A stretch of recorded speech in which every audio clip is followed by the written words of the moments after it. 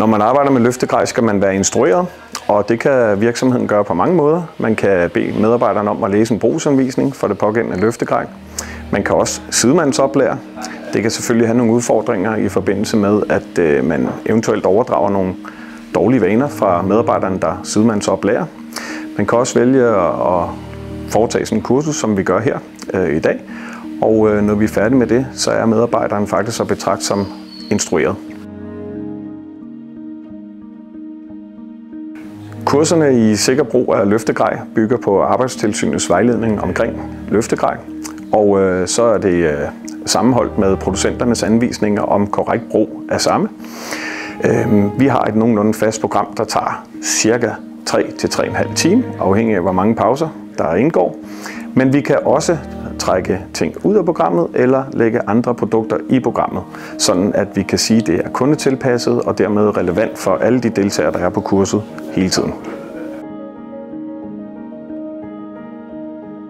Når kurset er færdigt, udsteder vi et diplom, hvorpå der står de nøjagtige løftegrejsemner, som har været gennemgået på dagen, inklusiv vejledningen fra Arbejdstilsynet og Arbejdsmiljøloven, som vi også tager fat i. Og udover det selvfølgelig er faktuelt, at man udsteder sådan et diplom, så går medarbejderne også ud af kursuslokalet med en fornemmelse af, at nu ved vi rent faktisk, at vi har ro i maven, og vi gør tingene korrekt.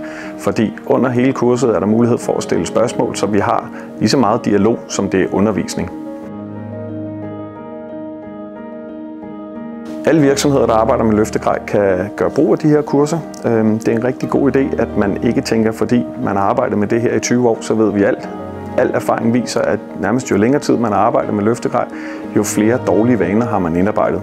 Derfor er det vigtigt at få rettet tingene på plads, sådan at vi kan komme hjem med alle fingre i behold og have en god arbejdsdag uden utryghed i maven. Så kurset henvender sig faktisk til alle, der arbejder med løftegrej, stort som småt. Man kan sagtens komme til skade med små stykker løftegrej. Det behøver ikke være det store, der gør, at det er en alvorlig ulykke, der hænder.